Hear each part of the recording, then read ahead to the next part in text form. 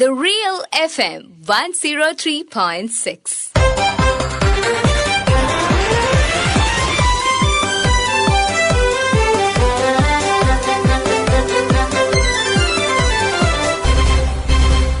ശ്രദ്ധ. കുട്ടികൾ രാജ്യത്തിന്റെ അമൂല്യമായ സമ്പത്തും ഭാവി വാഗ്ദാനങ്ങളുമാണ്. അവരുടെ ശാരീരിക മാനസിക വികാസങ്ങളും സുരക്ഷിതത്വവും ഉറപ്പുവരുത്തേണ്ടത് നമ്മുടെ കർത്തവ്യവുമാണ്. കുട്ടികളെ ശാരീരികമായും മാനസികമായും ചൂഷണം ചെയ്യുന്നതും അവർക്കെതിരെയുള്ള അതിക്രമങ്ങൾ തടയുന്നതിനും ലക്ഷ്യമിട്ടാണ് 2013 ജൂൺ 3 സംസ്ഥാന ബാലാവകാശ സംരക്ഷണ കമ്മീഷൻ നിലവിൽ വന്നത്. 18 വയസ്സിൽ താഴെയുള്ള ഏതൊരാളെയും കുട്ടികളുടെ ഗണത്തിലാണ് നിയമം പരിഗണിക്കുന്നത്. RTE ആക്ട്, ബാലനീതി ആക്ട് എന്നിവ നടപ്പിലാക്കുന്നതോടൊപ്പം കുട്ടികളെ ലൈംഗിക കുറ്റകൃത്യങ്ങളിൽ നിന്ന് സംരക്ഷിക്കുന്നതിനുള്ള പോക്സോ ആക്ട് നടപ്പിലാക്കേണ്ടതും ബാലാവകാശ കമ്മീഷന്റെ ചുമതലയാണ്. കേസിലകപ്പെടുന്നവർക്ക് നിയമസഹായവും മാനസിക പിന്തുണയും നൽകേണ്ട സപ്പോർട്ട് പേഴ്സണുകൾ മതിയായ എണ്ണത്തിൽ ഉണ്ടായേ തീരൂ. സൈക്കോ സോഷ്യൽ കൌൺസിലർമാരെയാണ് സപ്പോർട്ട് പേഴ്സൺമാരായി നിയമിക്കുന്നത്. പോക്സോ കേസുകളുടെ എണ്ണം ക്രമാതീതമായി വർദ്ധിക്കുന്ന സാഹചര്യമാണ് ജില്ലയിലുള്ളത്. ഈ വർഷം മാത്രം 500-ൽ പരം കേസുകളാണ് റിപ്പോർട്ട് ചെയ്യപ്പെട്ടത്. ഈ സാഹചര്യത്തിൽ സപ്പോർട്ട് പേഴ്സന്റെ ദൗർലഭ്യം ആശങ്കപ്പെടുന്നതാണ്. മുൻ ബാലാവകാശ കമ്മീഷൻ അംഗവും ചെയർപേഴ്സൺ കൂടിയായ ശ്രീമതി ബബിത ബൽരാജ് ശ്രദ്ധയോട്.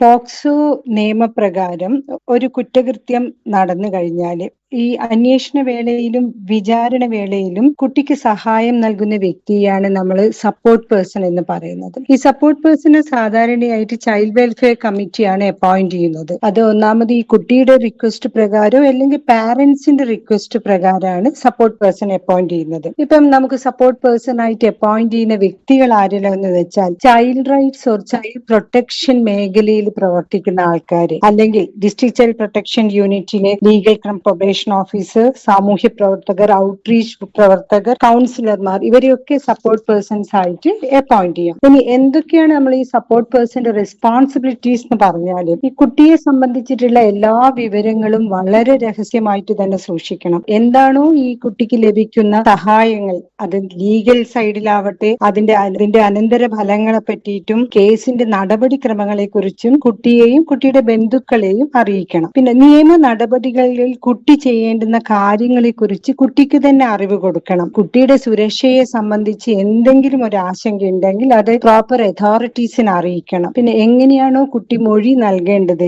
ആ രീതികളെ കുറിച്ചും അധികാരികളെ അറിയിക്കണം. സപ്പോർട്ട് പേഴ്സന്റെ കർത്തവ്യങ്ങളിൽ പ്രധാനമായിട്ടും ഏകോപനമാണ്. സാക്ഷിയുടെ സംരക്ഷണം വേണം, റീഹാബിലിറ്റേഷൻ, കുട്ടിയുടെ റീഹാബിലിറ്റേഷൻ, ട്രയൽ സമയത്ത് റോൾ ഡ്യൂറിംഗ് ട്രയൽ, ഇതൊക്കെ സപ്പോർട്ട് പേഴ്സൺ ചെയ്യേണ്ട കാര്യങ്ങളാണ്. ഇപ്പൊ ഫോർ എക്സാമ്പിൾ നമുക്ക് തന്നെ അറിയാം, കുറ്റവാളിക്ക് ശിക്ഷ ഉറപ്പാക്കുന്നത് പോലീസിനെയും വക്കീലിനെയും സ്പെഷ്യൽ പ്രോസിക്യൂട്ടർ ഇവരെയൊക്കെ ഏകോപിപ്പിക്കണം. പിന്നെ മെഡിക്കൽ എക്സാമിനേഷന് കുട്ടീന്റെ കൂടെ പോവുക, ലീഗൽ സർവീസ് അതോറിറ്റിയിൽ നിന്ന് നഷ്ടപരിഹാരം ലഭിക്കുന്നതിന് കുട്ടിയെ സഹായിക്കണം. ഇതൊക്കെ എന്തെങ്കിലും ഭീഷണിയുണ്ടെങ്കിൽ കേസ് രജിസ്റ്റർ ചെയ്യാൻ കുട്ടിയെ സഹായിക്കണം. ഇതൊക്കെ ചെയ്യേണ്ടത് സപ്പോർട്ട് പേഴ്സൺ ആണ്. കേസിന്റെ കാര്യക്ഷമമായ നടത്തിപ്പും അതിജീവിതയ്ക്ക് മാനസിക പിന്തുണ നൽകലും ഈ വിഭാഗത്തിന്റെ ചുമതലയാണ്.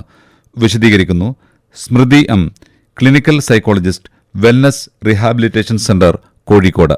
ഇപ്പം റീസെന്റ് ആയിട്ട് പോക്സോ കേസില് സപ്പോർട്ടേഴ്സ് കൊടുക്കുന്നില്ല, അല്ലെങ്കിൽ സപ്പോർട്ടേഴ്സ് അവൈലബിൾ അല്ല.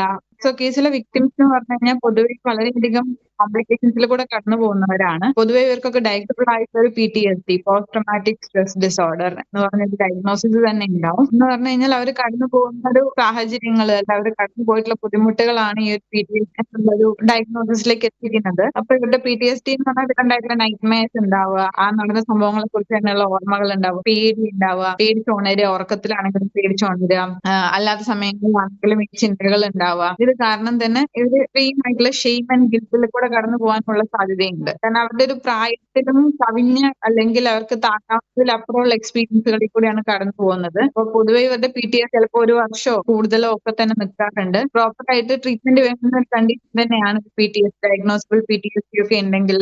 അപ്പൊ അങ്ങനെയുള്ള ഒരു സാഹചര്യത്തില് അവർക്കൊരു സപ്പോർട്ടിംഗ് ആയിട്ട് ഒരാൾ ഉണ്ടാവുക. കാരണം ഈ ഒരു ട്രോമയെ കൂടെ കടന്നു പോയി ആ ട്രോമയിൽ നിന്ന് റിക്കവർ ചെയ്യുന്ന ഒരു സമയം, ആ സമയത്ത് അവർ ചെയ്യാനുള്ള ഒരാൾ ഉണ്ടാവേണ്ട ആവശ്യകത വളരെ കൂടുതലാണ്. അത് മാത്രമല്ല ഇവർക്ക് ട്രസ്റ്റ് ഇഷ്യൂസ് വളരെ കൂടുതലായിരിക്കും. നമ്മുടെ സെറ്റപ്പിലൊക്കെ വരുവാണെങ്കിൽ തന്നെ ആ ഒരു ട്രോമ കാരണം പലപ്പോഴും ഇവരെ വളരെയധികം വിശ്വസിക്കുന്ന ആളുകൾ, രക്ഷിതാക്കളോ ചിലപ്പോൾ അധ്യാപകരോ ഒക്കെ ആയിരിക്കാം ഇതിലെ ഒരു അബ്യൂസർ എന്ന് പറയുന്ന ഒരാൾ എന്ന് പറയുന്നത്. അപ്പൊ അങ്ങനെ ഒരാള് ആ ഒരു പൊസിഷനിലേക്ക് വരുന്ന സമയത്ത് അവർ അത്രയും വിശ്വസിക്കുന്ന ഒരാളാണ്. പ്രത്യേകിച്ച് ഒരു പാരന്റ് എന്നൊക്കെ പറയുകയാണെങ്കിൽ അവർ അത്രയും വിശ്വസിക്കുന്ന ഒരാളാണ്.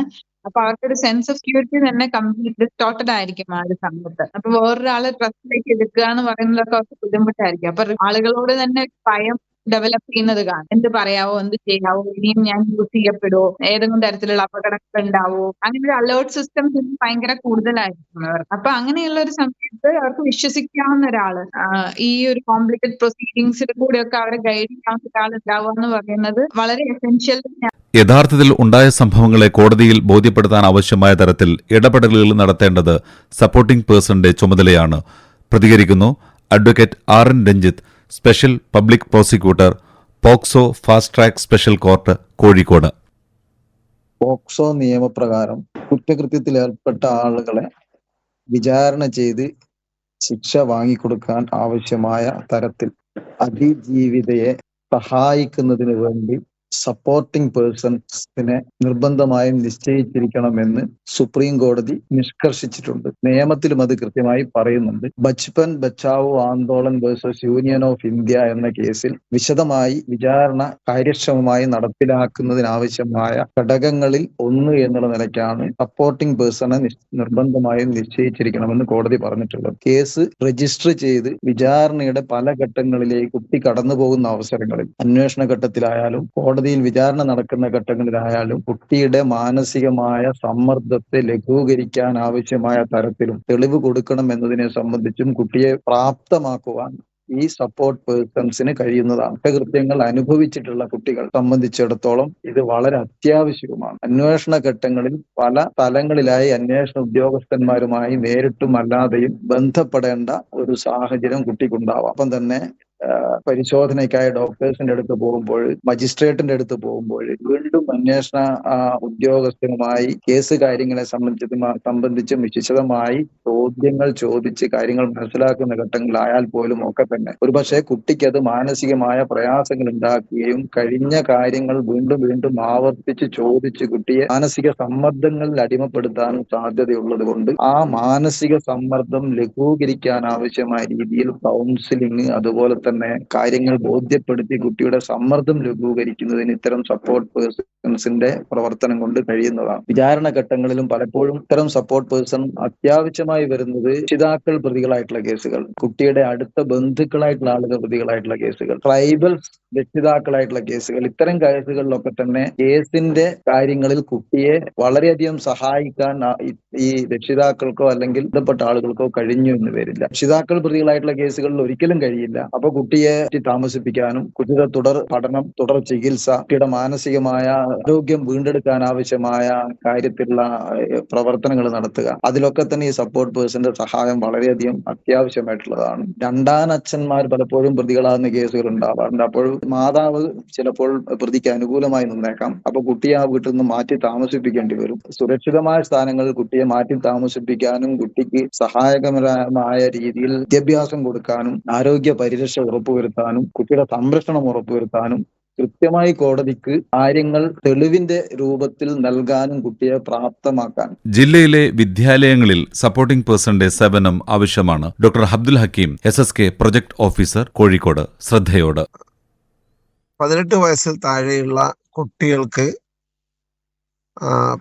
ലൈംഗികമായും മറ്റുണ്ടാകുന്ന പീഡനങ്ങൾക്ക് അവരെ അതിൽ നിന്ന് രക്ഷപ്പെടുത്തുക, അല്ലെങ്കിൽ അത്തരത്തിലുള്ള ഏതെങ്കിലും സംഭവങ്ങൾ ഉണ്ടായിട്ടുണ്ടെങ്കിൽ അതിനെതിരെയുള്ള നിയമ നടപടികൾ സ്വീകരിക്കുക, അതിൽ കമ്മിറ്റ് ചെയ്ത ആളുകൾക്ക് അതിന്റെ അർഹിക്കുന്ന രീതിയിലുള്ള ശിക്ഷാ നടപടികൾ ഉറപ്പുവരുത്തുക തുടങ്ങിയവയാണ് പോക്സോ നിയമത്തിന്റെ കാതലായിട്ടുള്ള കാര്യങ്ങൾ നമുക്കറിയാം. ഇതിനുള്ള സപ്പോർട്ടേഴ്സ് എന്ന് പറയുന്നത് ഇത്തരത്തിലുള്ള വിക്ടിംസിന് അങ്ങനെ സംഭവിച്ചു കഴിഞ്ഞാൽ അവർക്ക് അവരുടെ നീതിക്ക് വേണ്ടി നിയമവശങ്ങൾ സഹായങ്ങൾ ലഭ്യമാക്കുന്നതിനൊക്കെ വേണ്ടി അവർ നടത്തുന്ന എല്ലാ നടപടിക്രമങ്ങളിലും അവരെ സപ്പോർട്ട് ചെയ്യുക എന്നുള്ളതാണ് ഏറ്റവും പ്രധാനമായിട്ടുള്ളത്. അതുപോലെ തന്നെ അവർക്ക് വലിയൊരു ഇമോഷണൽ സപ്പോർട്ട് നൽകുക എന്നുള്ളതും സപ്പോർട്ടേഴ്സിന്റെ ഏറ്റവും പ്രധാനപ്പെട്ട ഉത്തരവാദിത്തമാണ്. അത്തരത്തിലുള്ള അത്തരത്തിലുള്ള സപ്പോർട്ടേഴ്സ് ഉണ്ടാവണമെന്ന് പോക്സോ നിയമം അനുശാസിക്കുന്നുമുണ്ട്. കാരണം ആ കുട്ടികൾക്ക് അത്തരം സപ്പോർട്ട് ലഭ്യമാക്കുക എന്നുള്ളത് നിയമപരമായി അഷ്വർ ചെയ്തിട്ടുണ്ട്. CWCയുടെ ഭാഗത്ത് നിന്ന് ഇപ്പോൾ കോഴിക്കോട് ജില്ലയെ സംബന്ധിച്ചിടത്തോളം വന്ന ഇത്രയും വലിയൊരു കണക്ക്, 2000-ഓളം ആളുകൾ വേണമെന്ന് പറയുന്ന കണക്കിന്റെ അടിസ്ഥാനം എനിക്കറിയില്ല. അത് പത്രവാർത്തയുടെ അടിസ്ഥാനത്തിൽ ഉള്ള ചർച്ചയാണെങ്കിൽ അതിന്റെ കൃത്യതയെക്കുറിച്ച് എനിക്ക് വേറെ ചില അഭിപ്രായങ്ങളുണ്ട്. കാരണം സ്കൂളുകളുടെ എണ്ണം തന്നെ അത്രത്തോളം ഉണ്ടോ, അങ്ങനെ എല്ലാ സ്കൂളിലും അത് അങ്ങനെ നിയമിക്കേണ്ടതുണ്ടോ തുടങ്ങിയ കാര്യങ്ങൾ നിയമിച്ചാൽ നല്ലതാണ്. ഇപ്പോൾ സപ്പോർട്ടേഴ്സിന് സ്കൂളുകളിൽ കൗൺസിലേഴ്സിനെ നിയമിക്കുക എന്നുള്ളതാണ് സർക്കാരിന്റെ നയം എന്നാണ് ഞാൻ മനസ്സിലാക്കുന്നത്. എല്ലായിടത്തും കുട്ടികൾക്ക് ഇമോഷണലി അവർക്കൊരു ആശ്രയമാകുന്ന രീതിയിൽ സ്കൂൾ കൗൺസിലേഴ്സ് ഉണ്ടാവുക എന്നുള്ളത് വളരെ പ്രധാനപ്പെട്ട കാര്യമാണ്. അതേപോലെ ഈ നിയമപരമായി ഇത്തരത്തിലുള്ള ഒരു സാഹചര്യം വന്നു പെട്ടാൽ അവർക്ക് ഇമോഷണൽ സപ്പോർട്ട് നൽകുന്നതിന് ഓരോ കുട്ടിക്കും ഓരോ സപ്പോർട്ടർ നിർബന്ധമാണ് എന്ന കാര്യവും അങ്ങനെ നിയമം അനുശാസിക്കുന്നതായി ഞാൻ മനസ്സിലാക്കുന്നില്ല. കാരണം ഓരോ കുട്ടിക്കും അത് ഉറപ്പുവരുത്തണം. പക്ഷെ ഒരു സപ്പോർട്ടർക്ക് തന്നെ ഒരു പക്ഷേ അല്ലെങ്കിൽ അങ്ങനെ ചുമതല വഹിക്കുന്ന ഒരാൾക്ക് ഒന്നിലധികം കുട്ടികൾക്ക് സപ്പോർട്ട് ചെയ്ത് നൽകാനും സാധിക്കുന്ന സാഹചര്യം നിലവിലുണ്ട്. പക്ഷെ ഇത്രത്തോളം ആളുകളെ ഒന്നിച്ച് നിയമിക്കേണ്ട സാഹചര്യം ആണോ ഉള്ളത്, അതല്ല സ്കൂളുകളിലാണോ ഈ കുട്ടികൾക്ക് സപ്പോർട്ട് നൽകേണ്ടതെന്ന് നമ്മൾ ഒന്നുകൂടി കൃത്യമായി പ്രവർത്തന ബാഹുല്യത്താൽ വീർപ്പുമുട്ടുന്ന ബാലാവകാശ കമ്മീഷന് സപ്പോർട്ട് പേഴ്സൺമാരുടെ കൈത്താങ്ങ് ഒഴിച്ചുകൂടാനാവാത്തതാണ്. കുട്ടിയുടെ മാനസികവും ശാരീരികവും വൈകാരികവുമായ പരിചരണം, കൗൺസിലിംഗ്, വൈദ്യസഹായം, തുടർ വിദ്യാഭ്യാസം ഇവയൊക്കെ ഈ വിഭാഗത്തിന്റെ ചുമതലയാണ്.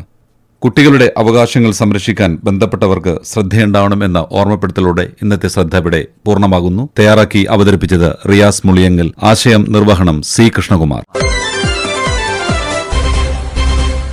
ശ്രദ്ധ.